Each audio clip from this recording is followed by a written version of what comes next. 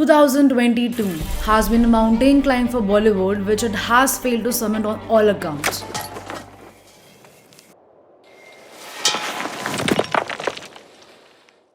When big budget movies like Lal Singh Chadda and Samrat Prithviraj have failed miserably at the box office, there have been a handful of hits in the form of Kashmir Files and Bhool Bhulaiya 2, which can literally be counted on fingers.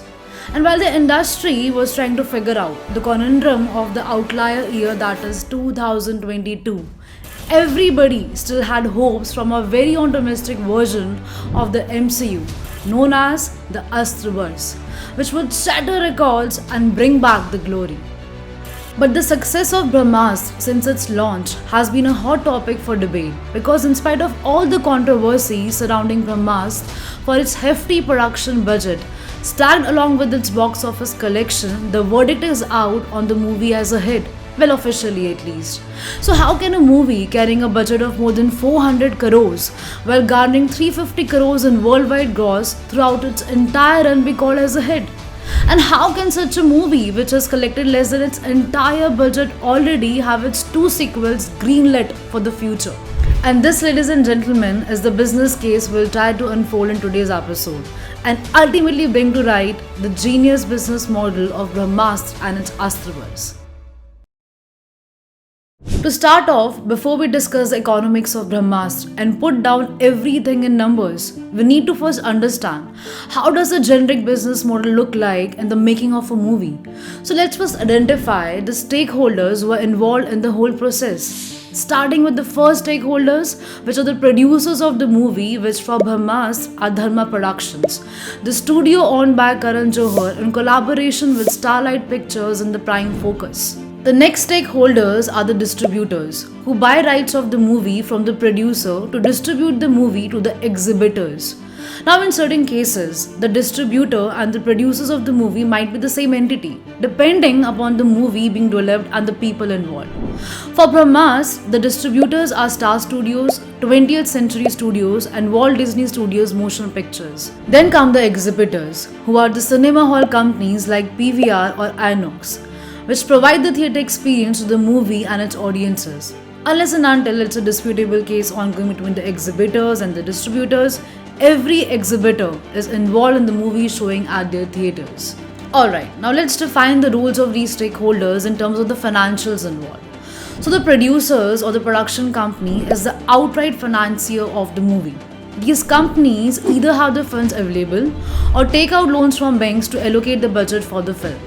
The segregation of this budget varies along the variables involved like the actors' fee, directors and music production fee, the staff fees as well as the production set expenses and any other expense so incurred. Now when the distributors come into picture, it makes things a tad bit complicated. As we discussed earlier, there can be cases where the producers or the distributors for the movie, which totally eradicates the financial complications since there is only one party who is liable for the risk undertaking involved with the success of the movie as well as for the profit sharing from the movie's collections. But when the producer and the distributor are different entities, there can be two kinds of business models which then come into picture. First, the direct sale principle. In this model, the producers outrightly sell the movie rights to the distributors for a fixed cost and are not concerned with how much money the movie makes once the rights are sold. This is because the producers in this model more than make up for their profits by not only selling the rights to the distributors but also via music deals, satellite rights and OTT rights. To take an example here, Arjun Kapoor and Shraddha Kapoor starrer Half Girlfriend had a production budget of 50 crores and was sold to its distribution company NH Studios for 42 crores.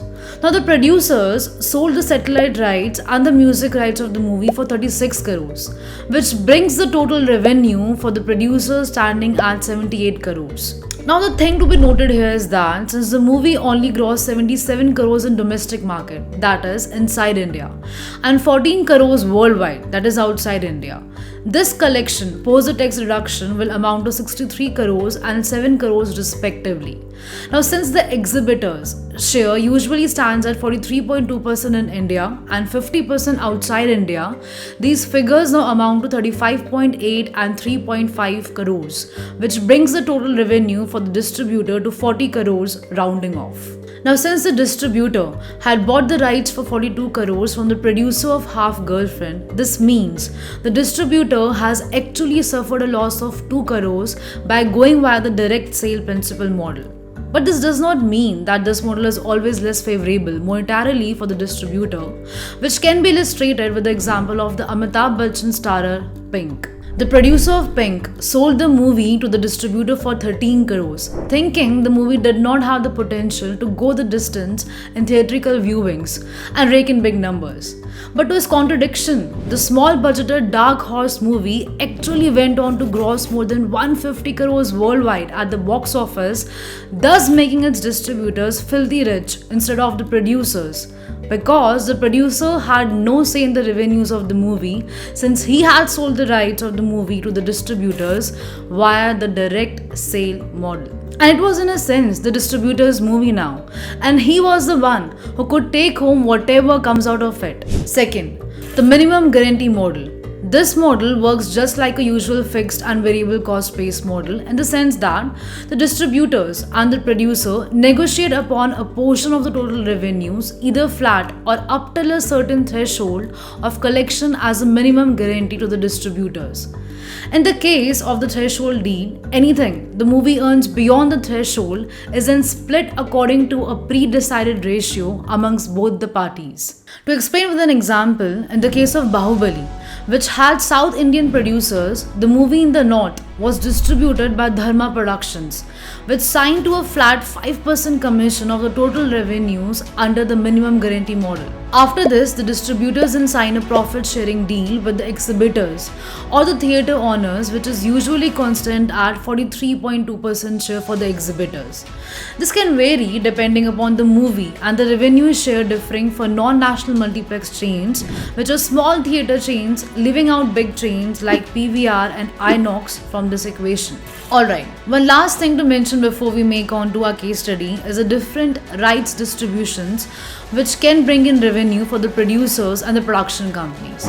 We already know about the movie rights, music rights, satellite and digital rights, which the producers sell to other distributors and companies. But apart from this, we also have rights such as ancillary rights, which are provided for merchandising, retail sales, any kind of media relating to the movie like video games, ebooks or comics.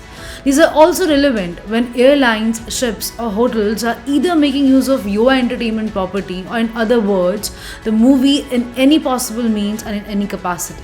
Then are the remake rights, to translate the movie into different languages to play in different regions. And lastly, you have the derivative rights, which are used to make a prequel or a sequel of the movie or to adapt the movie into a TV program or a web show.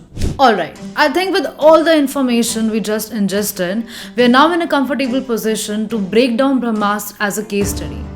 So first, let's put the production cost of the movie on paper. As per reports, the movie has a huge production budget of 410 crores. Now, to amass such a huge figure, the producers would have taken loans from banks or some other financiers.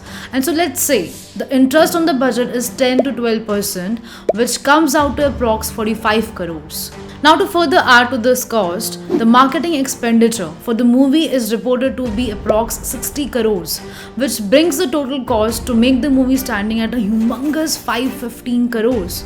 Alright, so moving on to the revenue figures for the movie. First off, the movie's satellite and digital rights are reported to have been sold for 150 crores. This brings the shortfall of revenue to production budget at 365 crores, which needs to be recovered for the movie to break even. Moving on, the domestic Hindi net collections, which are the collections post the tax at end of theatrical run, are reported at 250 crores, of which the producer's share is reportedly 47% or 125 crores. Amount left to recover now is 240 crores. Now the overseas box office collections are reported at 160 crores, of which the producer's share is reported at 40%, which translates to 65 crores approx. So now after all the settlements, the amount still left to be recovered is 175 crores. Now the question we should be asking is that when the movie is posting so much of a loss figure, then how is it declared a hit? Well, to understand this intricacy of the movie's finance, let's just clarify two things here. Number one, as per Ranbir Kapoor's statement, the movie's budget of 410 crores is not just for Brahmastra but actually contains approx 100 crores of production cost which will be rolled over to the sequels 2 and 3 as well. Because this 100 crores in the first place was to establish the VFX foundations and elements which can be reused and edited in the next movies without incremental cost to the budget. Number 2.